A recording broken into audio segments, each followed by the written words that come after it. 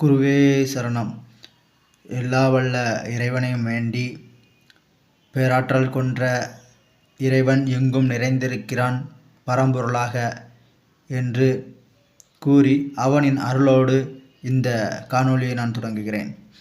ஒரு மனிதன் தன் வாழ்வில் அவனுடைய தன்மை என்ன என்பதை ஜோதிடத்தின் மூலமாக தெரிந்து கொள்கிறான்.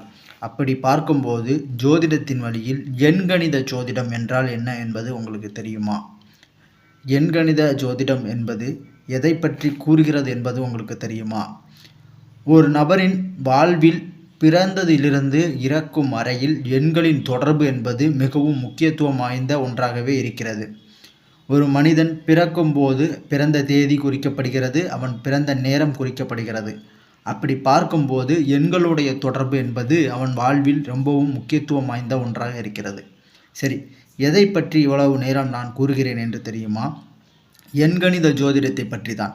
ஒரு குழந்தை பிறந்தவுடன் ஒரு ஜாதகம் எழுதப்படுகிறது என்றால் அந்த ஜாதக கட்டத்தில் நவகிரகங்களின் தன்மை எவ்வாறு இருக்கிறது, ராசிநாதன் எவ்வாறு அமர்கிறார், கிரகப்பலன் எப்படி இருக்கிறது, 12 ராசிகளில் இருக்கக்கூடிய அந்த அதிபதிகள் எங்கெங்கு அமர்கிறார்கள், சொந்த வீட்டில் அமர்வது யார் என்பதையெல்லாம் வைத்து ஒரு குழந்தையின் வாழ்வில் நடக்கப் போகிற தசாபுத்திகள் ஆகியவற்றையெல்லாம் கணக்கில் கொண்டு அவர்களுடைய செயல்பாடை அறிந்து கொள்ள முடிகிறது. சரி, இவ்வளவு கணக்கு விஷயங்கள் இருக்கும்போது அந்த ஜோதிட சாஸ்திரத்தின் அடிப்படையில் எண்கணிதம் எவ்வளவு முக்கியத்துவம் பெறுகிறது என்று கேட்டால், ஒரு குழந்தையின் பிறந்த போது அந்த பிறந்த தேதியின் அடிப்படையில் கூட அந்த குழந்தையின் கணக்கு எவ்வளவு, அவருடைய தன்மை எவ்வளவு, அவருடைய செயல்பாடு எந்த அளவிற்கு இருக்கும் என்பதை கணித்து விடலாம். உதாரணத்துக்கு 31 தேதிகள் ஆங்கிலத்தில் இருக்கிறது அல்லவா? அத்தகைய தேதியில் எந்த தேதியில் ஒரு குழந்தை பிறந்திருக்கிறது என்பதை பொறுத்து அந்த குழந்தையின் தன்மையை வெளிப்படையாக காட்டுவதுதான் எண்கணித ஜோதிடம்.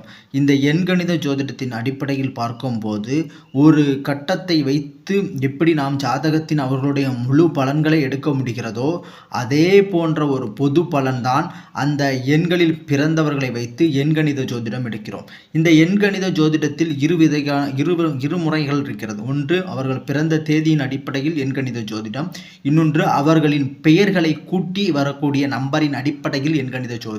அதாவது பெயர் எந்த அளவிற்கு எண்கள் பெறுகிறதோ அதை பொறுத்து என்று கூறலாம். சரி, இந்த இரு முறைகளையும் எடுத்துக்கொண்டோம் என்றால் அவர்களுடைய தன்மையை நம்மால் எளிதில் விளக்க முடியுமா என்று கேட்டால் கண்டிப்பாக விளக்க முடியும்.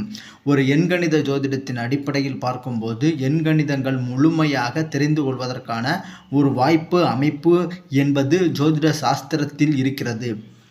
ஏனென்றால் ஒரு கணினி ஆரம்பமும் 01 என்று ஆரம்பிக்கிறது.